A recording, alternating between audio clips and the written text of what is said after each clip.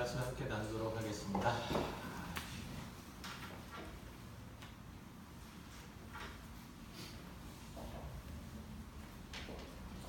분위기가 완전히 찾아가지고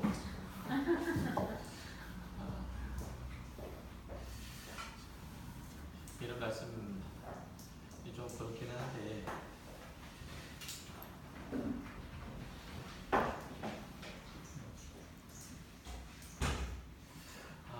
제가 말씀드리고 싶은 거는 화만산 안 가도 되고 바다끝 안 가도 되고 그냥 삶의 자리에서 그냥 하나님께 순종하는 마음으로 그렇게 서 있었으면 좋겠어요. 어디 안 가도 되니까. 그게 화만산이거든요. 꼭 굳이 그런 데 가려고 하지 말고 화만산 안 가려고 안 가도 되니까 그냥 집에서 가정생활 잘하고 또 직장에서 직장생활 잘하고 또 사회에서 사회생활 잘하고 교회에서 교회생활 잘하면 되죠. 화만산으로 갈 분들 계시고 또 바다 끝으로 가실 분 계세요. 굳이 여러분까지 나서지 않아도 되니까 좀 분위기가 좀 풀렸으면 좋겠어요. 연락이 됐나요?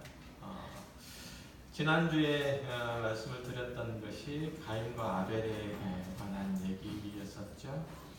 하나님께서 아담과 하가 범죄하였음에도 불구하고 그를 통해서 역사를 이어가시기로 하나님의 구속사를 이어가시기로 작정하셔서 자손을 허락하여 주셨죠.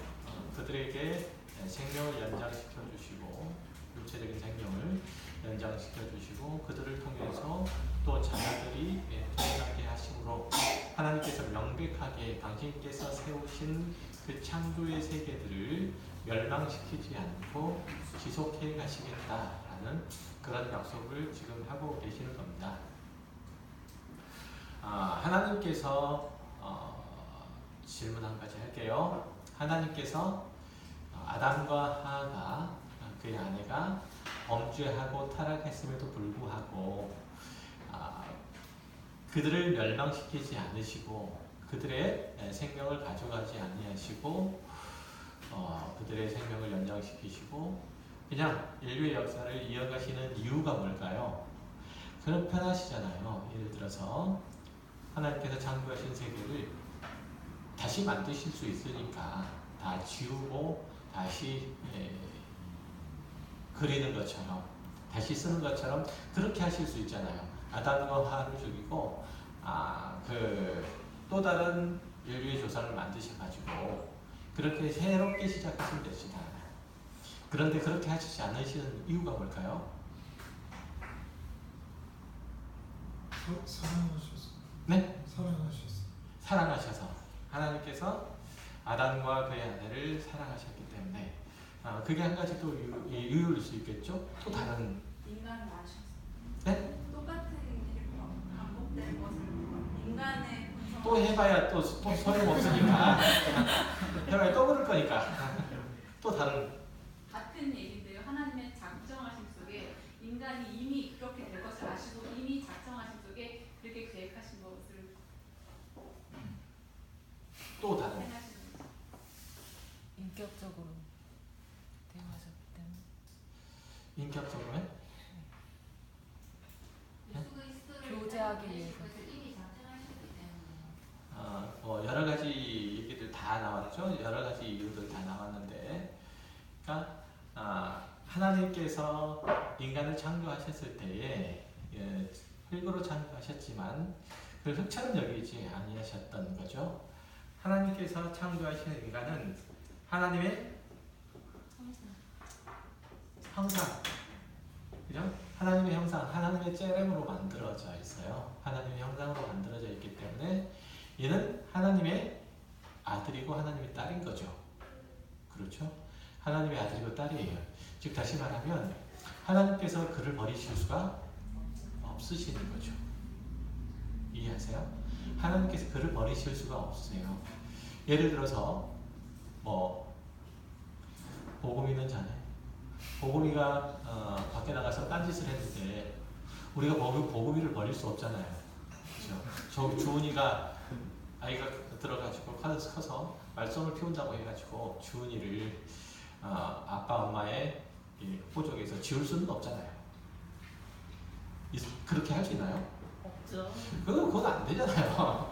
아무리 못된 짓을 한다 할지라도 누구의 자녀가 아무리 못된 짓을 한다 할지라도 그를 어떻게 할 수는 없어요. 그렇죠? 하나님께서 인간을 창조하신 것은 단지 피조물 중에 하나로 창조하신 것이 아니라 하나님의 형상, 하나님의 아들, 딸로 지으신 거예요.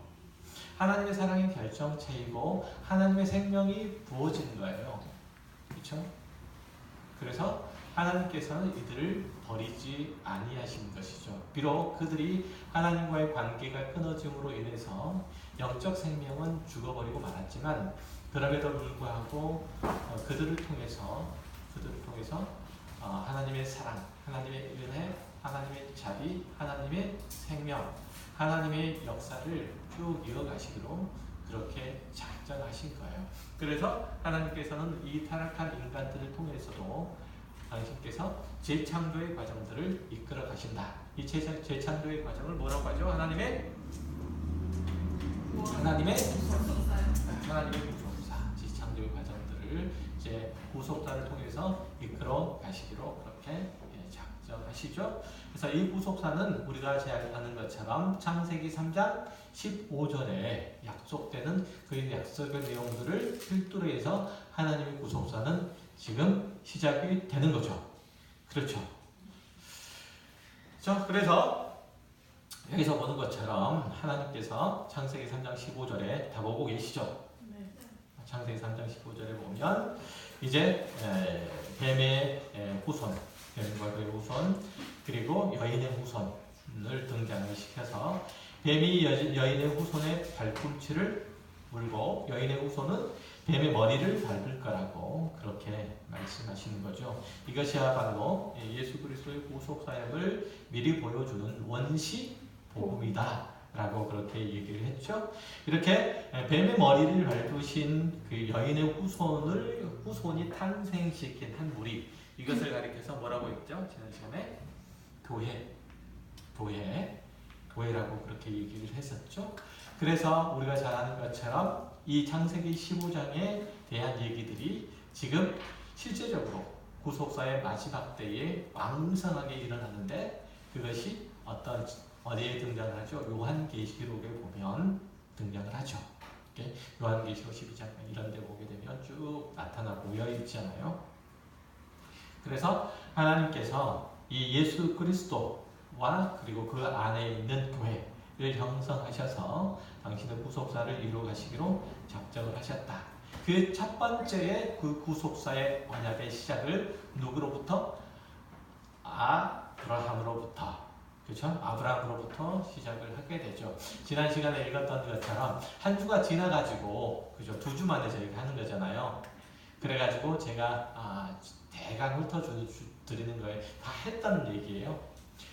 창세기 5장, 15장에 보면 하나님께서 아브라함을 부르셔서 그죠? 그에게 언약의 내용을 주시죠. 그렇죠?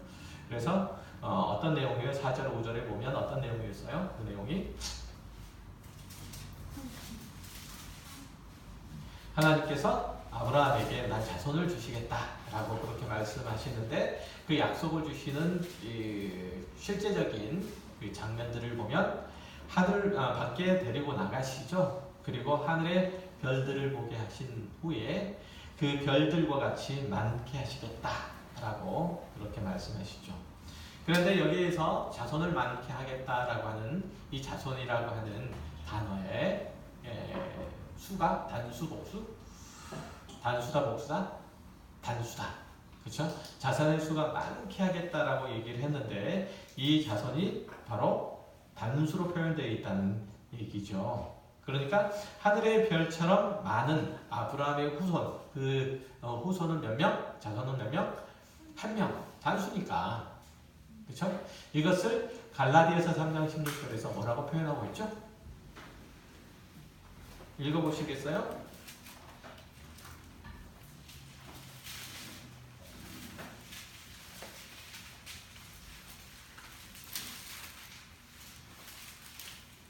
갈라디아서 3장 16절. 이 약속들은 아브라함과 그 자손에게 말씀하신 것인데 여럿을 가리켜 그 자손들이라 하지 아니하시고 오직 한 사람을 가리켜 내 자손이라 하셨으니 곧 그리스도라. 아멘. 자, 여기서 보는 것처럼 이 약속들이라고 얘기하는 것은 지금 아브라함과 맺으신 약속이죠. 언약의 내용이에요. 그걸 이제 사도 바울이 직접 거론을 하는 거예요. 지금 이 약속들은 아브라함과 그의 자손에게 말씀하신 것인데 여럿을 가리켜서 자손들이라고 하지 아니하시고 오직 한 사람을 가리켜 내 자손이라고 하셨으니 이 자손은 누구라 딱 집어줘요. 그리스도라라고 그렇게 확 집어줘요. 그러니까 하나님께서 아브라함의 언약을 통해서 이루어내실 그 자손은 누구다? 예수 그리스도 한 분으로 귀결되는 거예요. 그러니까 하나님께서 아브라함의 언약을 통해서 이루실 그 자손은 예수 그리스도예요. 예수 한 분이래요. 그렇죠? 이 예수 한 분을 통해서 하나님께서 구속 사역을 이루시고 구속 사역의 그 범위로 부르시는 모든 이들, 그죠? 그 자손, 그 모든 이들을 예수 그리스도 안에 두시는 거죠. 그렇죠? 그러니까 하나님께서 약속하신 자손은 누구? 혼자? 예수 그리스도 한 분이에요. 그러면 우리는 교회는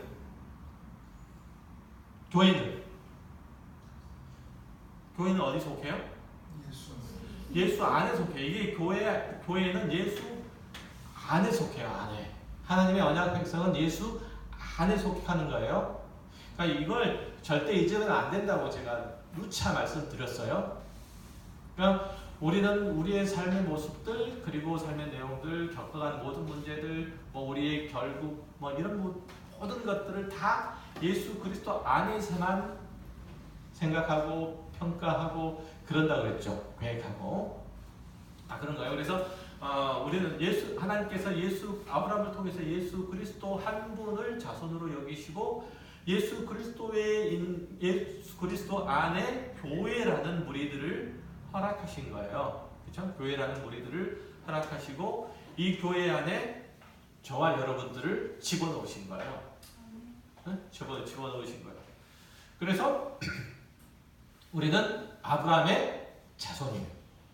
그래서 아브라함의 자손이에요. 어디 안에 있으므로? 예수 그리스도 안에 있으므로 아브라함의 자손이에요. 이해되세요? 그러니까 육적인 이스라엘 사람들, 육적인 이스라엘 백성, 아브라함의 자손입니까? 아닙니까? 육적인 이스라엘은 아브라함의 자손이 아니에요? 아니라고 얘기할 수 있어요? 기라고 할 수 있어요? 육적인 이스라엘 안에 이스라엘 안에 교회의 멤버가 있으면 이는 아브라함의 자손이 될 테고 그렇지 않으면 아브라함의 자손이 아닌 거예요. 그러니까 그래서 육적으로만 아브라함의 자손이라고 해서 자손이 아닌 거죠. 예수 그리스도 안에 있어야 비로소 그는 이스라엘이라고 얘기할 수 있어요. 그러니까 하나님께서 약속하신 하나님의 언약 백성 이스라엘은 예수 그리스도 안에 있어야 비로소 이스라엘이라고 부를 수 있는 거고, 그리고 신약에 와서도 교회라고 부를 수 있는 사람들은 다 어디 안에? 예수 안에 있어야 교회라고 지칭될 수가 있는 거죠. 예수 밖에 있으면 절대로 그렇게 얘기될 수가 없어요. 그래서 하나님께서 예수 그리스도를 통해서 당신의 백성들을 부르시고 이 당신의 백성들을 통해서 끝끝내 예수 그리스도로 말미암는 구원과 그 승리를 이루어내시고야 마는데, 우리가 잘 아는 것처럼 이 승리한 하나님의 백성, 예수 그리스도 안에 있는 이스라엘, 즉 교회가 몇 명? 몇 명? 네? 한 명? 그러니까 요한계시록 7장에 의하면 몇 명이라고 얘기를 해요? 몇 명? 14만 4천 명. 그죠? 14만 4천 명. 만 구원을 받는다는 거죠. 아니요. 예수 안에 있는 자, 교회의 숫자가 몇 명? 14만 4천인데 이 교회의 숫자가 14만 4천 명이에요? 아니면 더 이상 돼요? 더 이상 돼요. 14만 4천은 어디 안에? 이스라엘이라고 불려지는 12지파 다에 속한 이들을 가리켜서 14만 4천 명, 1만 2천 명 지파별로 쭉 나열이 되어 있죠. 한번 보세요. 요한계시록 7장 한번 보세요. 보시면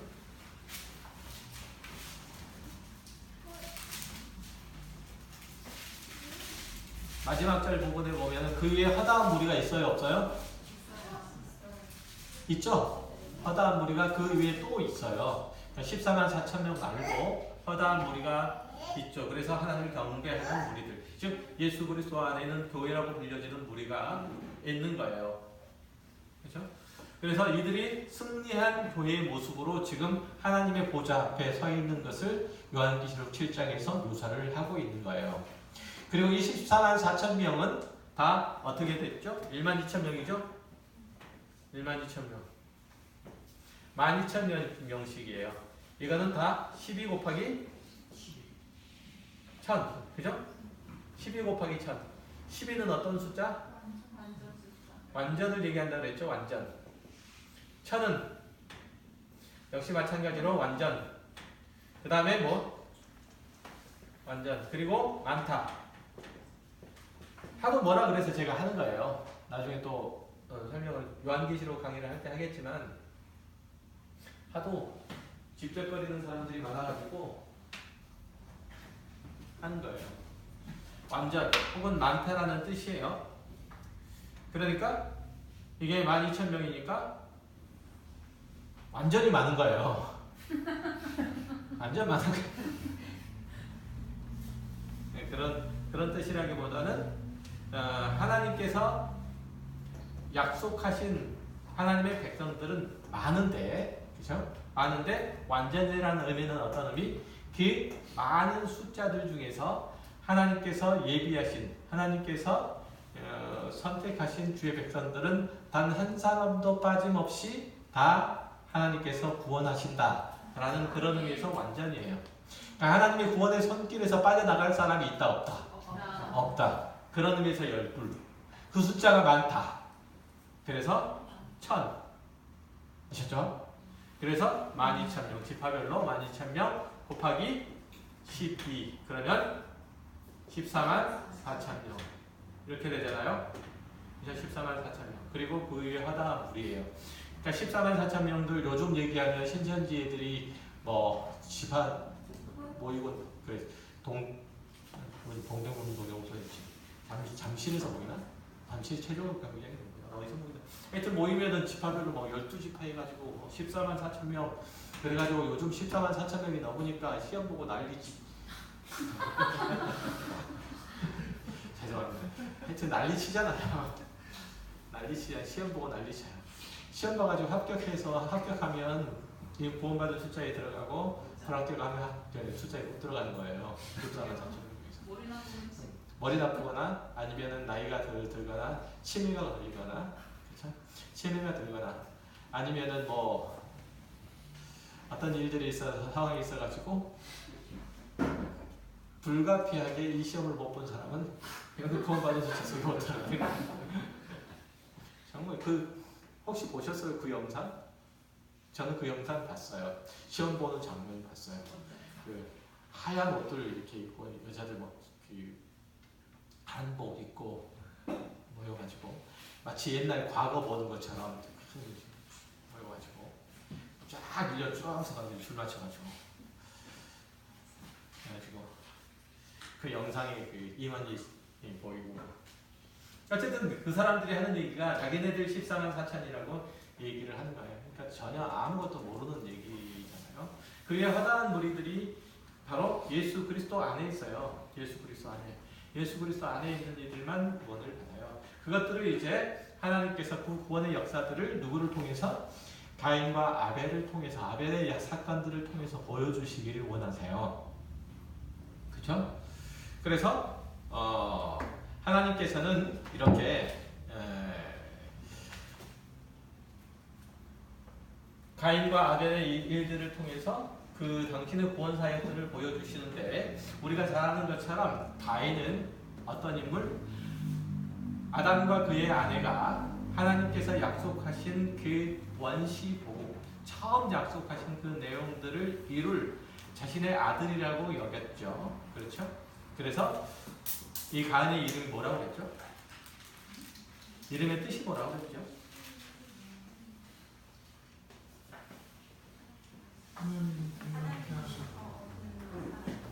내가 여호와로 말미암아 얻은 아들 잉태를 했다. 뭐 이런 얘기를 하고 있잖아요. 그는 그렇게 얘기했던 거예요. 가인을. 그리고 아벨은 어떤 의미라 했죠? 실수. 허망. 아벨. 허망. 허망하다라는 의미라고 그랬잖아요. 헤벨이라는 단어랑 똑같은 단어라고 그랬잖아요. 그래서 아벨이 아니고 원래는 헤벨이라고 그런 얘기를 드렸었잖아요. 원어가 똑같아요. 언어상으로. 그러니까 번역되기를 그렇게 번역되었을 뿐이고 불려지기를 그렇게 불려질 뿐이지. 그래서 헤벨을 통해서 하나님께서는 이제 한 사람은 가인, 한 사람은 아벨이에요. 그러니까 가인은 어떤 인물? 인간의 계획 속에 있었던, 인간의 소망 속에 계획 속에 있던 사람들. 이 아벨은 어떤 사람? 인간이 볼 때, 사람이 볼 때 아무런 소용이 없는 헛것보다 이거라 그랬잖아요. nothingness라 그랬잖아요. 그죠? 이런 의미를 가지고 있는 아벨을 통해서 하나님께서 구속 사역을 이루어 가신다는 뜻은 인간이라는 존재 그 자체가 어떤 존재? 허망한 존재. 아무런 가치가 없고 또 의미가 없는 허망한 존재가 되었음을 얘기하는 것이고, 그럼에도 불구하고 이 허망한 존재를 하나님께서 어떻게 하시겠다? 구속하셔서 하나님의 형상으로 회복하시겠다. 예수 그리스도와 같은 존재가 되게 하시겠다. 라는 그런 의미에서 하나님께서는 이 가인을 뭐 하시고 유기하시고 이 아벨을 쓰시는 거예요. 그렇죠? 그러니까 가인은 하나님께서 버리시는 거죠, 실제적으로. 그리고 아벨을 사용하시게 되는 거예요. 네? 이것은 전적으로 하나님의 은혜라고 그렇게 얘기하잖아요. 하나님의 은혜. 그렇죠? 하나님의 은혜. 그래서 우리 이제 칼빈주의에 보면 칼빈주의 5대 교리라는 게 있어요. 혹시 아세요? 뭔가요? 뭐예요?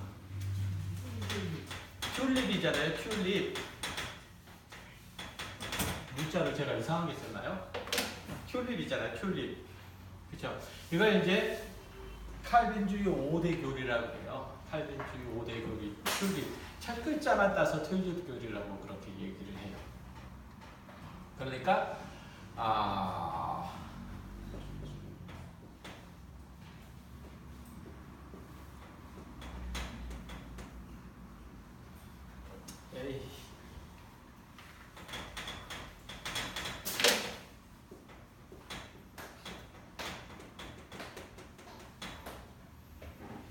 토탈 데프라바티 뭐죠? 전적인 타락. 그리고 아예 한글로 쓸게요. 복잡하니까. 그 다음에 unconditional election. 무슨 얘기죠? 무조건적인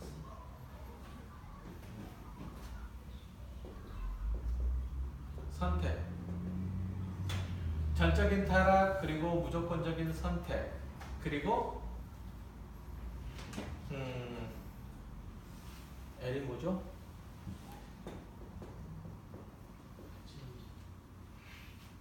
Limited atonement예요. 제한적인 속죄. 제한 속죄. 그 다음에 I가 irresistible grace. 뭐죠? 뭐죠? 불가항력적인 은혜.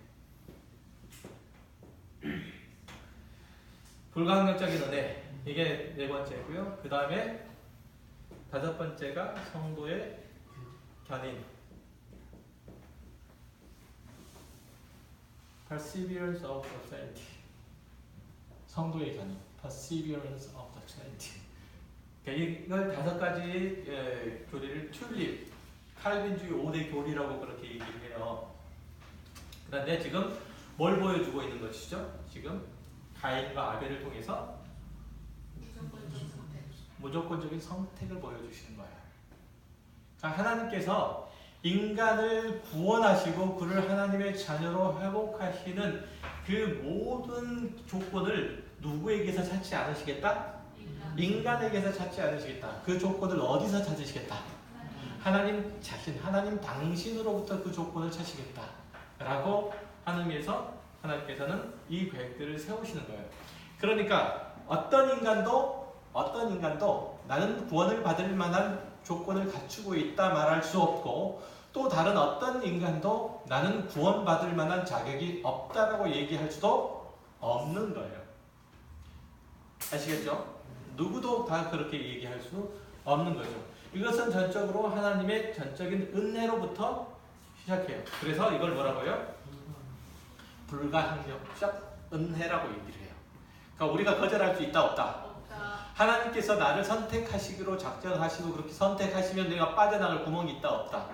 없다. 그래서 죽기 전에도 구원을 받는 거예요. 그래서 예수님의 한편 강도도 구원을 받는 거예요. 그리고 하나님께서 이렇게 구원하신 하나님의 백성들은 어떻게 하신다? 끝까지 이어가신다. 끝까지 이끌고 가신다. perseverance예요. 끝까지 이끌어 가세요. 인간은 전적으로 타락했고 그럼에도 불구하고 무조건적인 선택을 하셨고 제한 속죄를 안 했네. 제한적인 속죄 뭐예요? 하나님께서 예수 그리스도를 통해서 인간의 죄를 사하시기로 그렇게 작정하셨는데, 이 속죄하기로 작정하신 하나님의 속죄의 은혜 가운데 있는 사람들은 모든 인류가 다 그렇다? 그럼 누구에게만 있다? 선택받아 하나님의 백성들이 된 사람에게만 이 속죄의 효력이 있는 거예요. 제한 속죄. 누구나 다 속죄를 받은 게 아니에요. 아시겠죠? 누구만? 구속받은 나도 좀 끼워주세요. 나도 좀 끼워줘. 구원받은 하나님의 백성들만 이 속죄의 은혜가, 예수 그리스도의 속죄의 은혜가 임하는 거예요. 아시겠죠? 이거는 기억을 하셔야 돼요. 원래 이 칼빈주의 5대 교리가 칼빈주의에서 나온 건 아닌데요. 어쨌든 이거는 굉장히 중요한 교리 중에 하나예요. 기억을 하세요. 다른 건 다 몰라도 그냥 튤립이라는 게 있다더라. 이 정도만 기억을 해주시면 그거라도 어디에요? 그거라도? 그렇게 해서 하나님께서는 이 아벨을 통해서 구원하시기로 작정하셨는데, 자, 가인과 아벨의 얘기를 곰곰이 좀 들어보면 하나님께서 이 가인을 통해서 구원 사역을 이끌어 가시겠다고 그렇게 인간이 계획을 했는데 하나님께서는 그렇게 하지 않으셨어요. 그리고 그 이후에 하나님께서 아벨이라는 일을 아담과 하와를 통해서 주시는 거죠. 주셔서 이 둘이 이 땅에 있게 하세요. 그러면 이 둘 외에는 다른 자식이 있다 없다? 있다 없다? 있다고 됐죠. 다만 구속사의 대표적인 인물로 그렇게 등장하는 것일 뿐이다라고 얘기를 했잖아요. 그래서 굉장히 아담과 하와의 입장에서를 보게 되면 굉장히 실망스러운 거죠. 그래서 그들의 입장에서는 이들 아벨을 이렇게 이름을 지을 수밖에 없었던 거죠. 이 둘이 시간이 지나가지고 하나님께서 하나님을 향해서 제사를 드렸어요. 그렇죠? 가인은 뭘로 드렸죠? 뭘로 드렸죠? 땅의 소산물로 드렸어요. 가인은 양의 첫 새끼와 그 기름으로, 그죠? 양의 첫 새끼와 그 기름으로 드렸어요. 그런데 하나님께서 이 가인의 제사를 받았어요? 안 받았어요? 아벨의 제사는? 정확하게 얘기하면 가인과 그의 제사, 그의 제사. 그리고 아벨과 그의 제사. 하나님께서 가인의 제사를 받지 않은 이유가 뭘까요? 가인 자신은 하지 않았기 때문에. 네? 형식적으로 그의 삶은 하나님한테 드리지 않았기 때문에. 곡식 중에 제일 나쁜 거 드려서요. 그것도 아니고 그것도 아니고 다 아니에요. 하나님께서 가인과 그의 제사를 받지 않은 이유는 하나님께서 가인을 미워하셔서 하나님께서 아벨과 그의 제사를 받으신 것은 아벨을 사랑하셔서. 이게 구속사예요. 이게 구속사. 하나님께서 이를 택하지 않으셔서, 하나님께서 이를 택하셔서, 선택하지 않으셨고 선택하셔서예요. 아셨죠? 저도 한때는 그렇게 설명을 했어요. 하나님께서 이 가인과 그의 제사를 하나님께서 제사를 받는 것은 제사뿐만 아니라 그의 삶도 받으신다 라고 그렇게 얘기를 하죠. 근데 지금 이것은 제사를 받았냐 안 받았느냐의 문제를 얘기를 하고자 하는 게 아니고 뭘 얘기를 하고 싶은 거예요? 하나님의 구속사를 얘기를 하고 싶은 거예요. 구속사. 이해하시겠어요? 제사 어쩌고저쩌고 얘기하고 있는 게 아니에요. 지금 제사가 부정한 제사냐 합당한 제사 이걸 얘기하고 있는 게 아니란 말이에요. 하나님의 구속사예요. 하나님께서 가인을 미워하셨어요. 하나님께서 아벨을 사랑하셨어요. 하나님께서 여러분을 사랑하셨어요. 그래서 여러분의 예배를 받으시는 거예요. 받으시는 거예요. 사랑하셔서. 그죠? 애들 사랑하니까 재롱 떨어도 받잖아요. 그거거든요. 그래서 하나님께서 가인의 제사와 가인과 그의 제사를 안 받은 이유가 그렇다. 그 다음에 아벨과 그의 제사를 받으신 이유가 그렇다. 그래서 가인이 이것을 분하게 생각하는 거죠. 그죠? 누구랑 똑같아요? 누구랑 똑같아요? 지금 이 형편과 상황이 세상 사람들이 교회를 볼 때 생각하는 의식과 사고와 그 느낌과 감정이 똑같잖아요. 너희들만 구원을 받았다고? 그런 게 어딨어? 라고 똑같잖아요. 그래서 어떻게 하기로 작정하셨어요? 얘를 죽일 작정을 한 거예요. 그죠? 죽일 작정을 하게 된 거죠. 하나님께서 그 사실을 알아요, 몰라요? 알죠.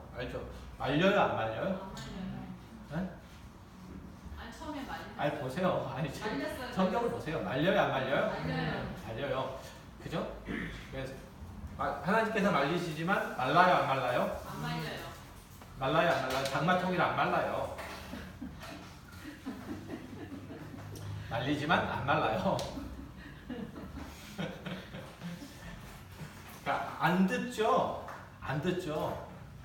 그러니까 지금 교회 밖에 있는 이들이 이 교회를 얘기하는 거예요. 이 교회 밖에 있는 이들이 교회 안에 있는 이들에 대하여 끊임없이 이들을 제거하여, 그렇죠? 제거해서 하나님의 은혜가 부당하다는 사실을 얘기를 하고 싶은 거예요. 이걸 제거함으로써 그리고 나의 존속을 영원토록 하시겠다는 거예요.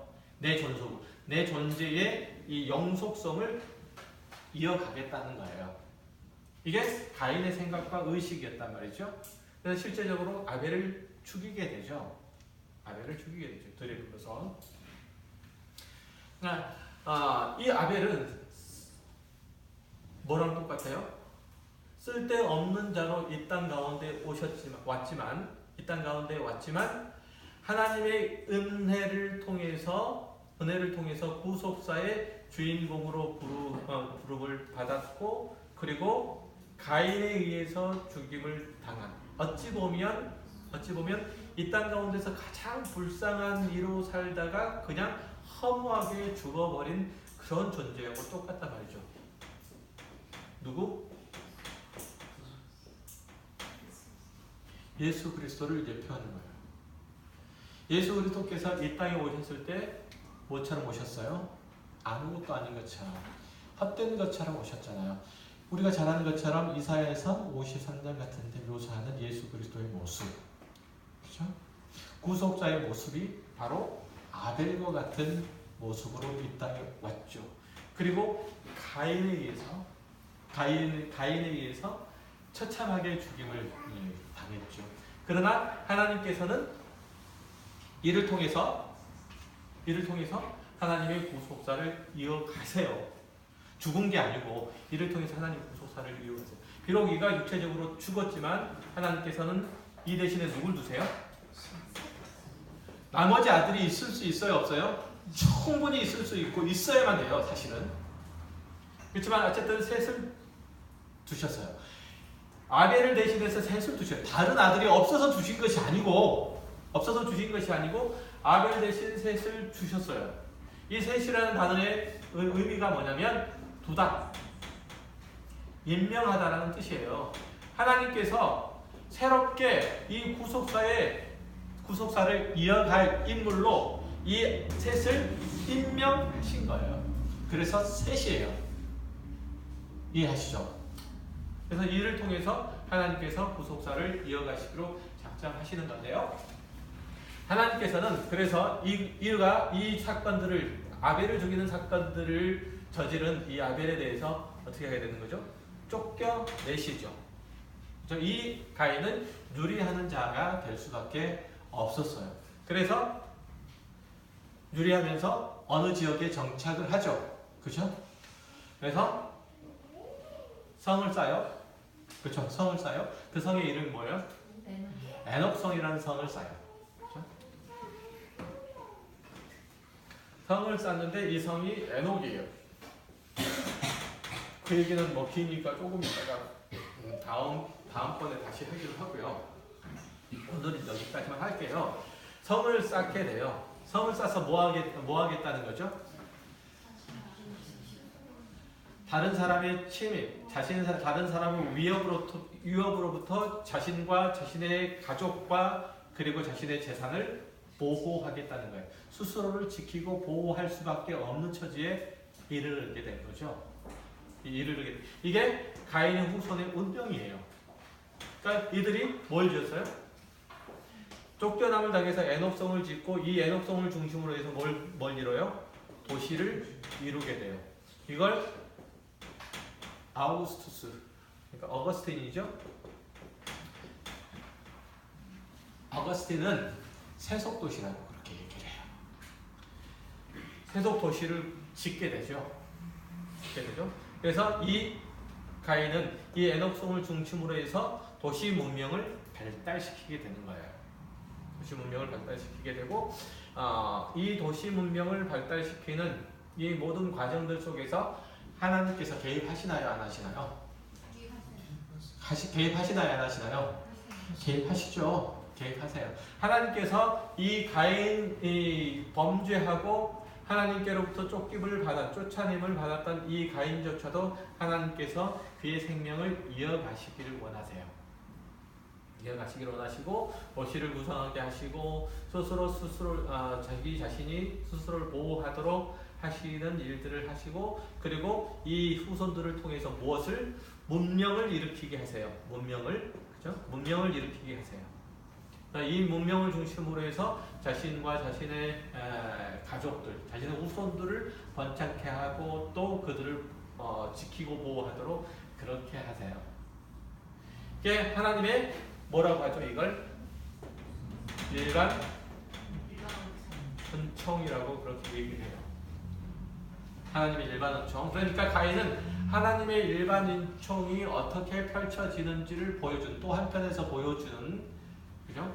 한 사람이 되는 거예요. 그리고 아벨 대신에 이어지는 이 셋은 어떤 얘기가 없어요. 그가 어떤 모양으로 살았다는 얘기가 안 나타나요.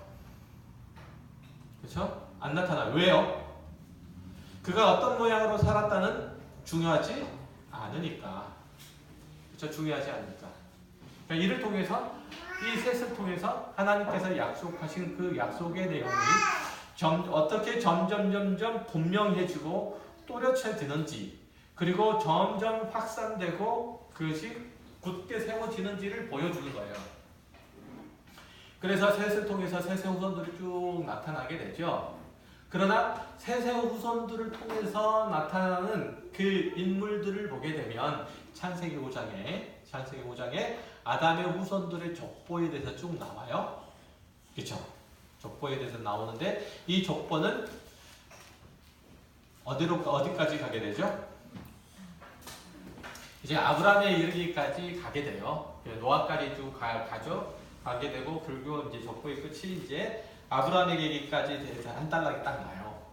어쨌든 이 아브라함에 이르기까지 나타난 이 족보가 하나님께서 구원하신 구원사의 족보인 것을 지금 창세기 5장에서 보여주는데 이 족보의 내용들은 전부 다 누가 누구를 낳고 몇 살까지 살고 죽었다.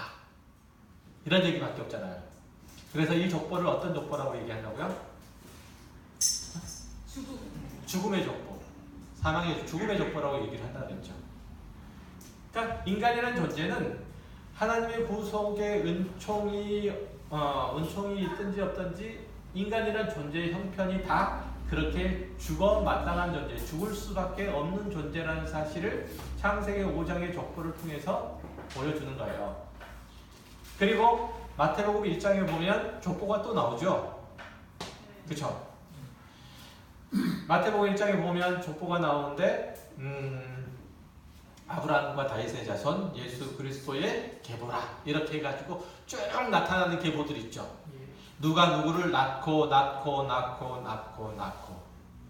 그러니까 창세기 5장은 죽고 마태복음 1장은 낳고. 얘는 무슨 족보?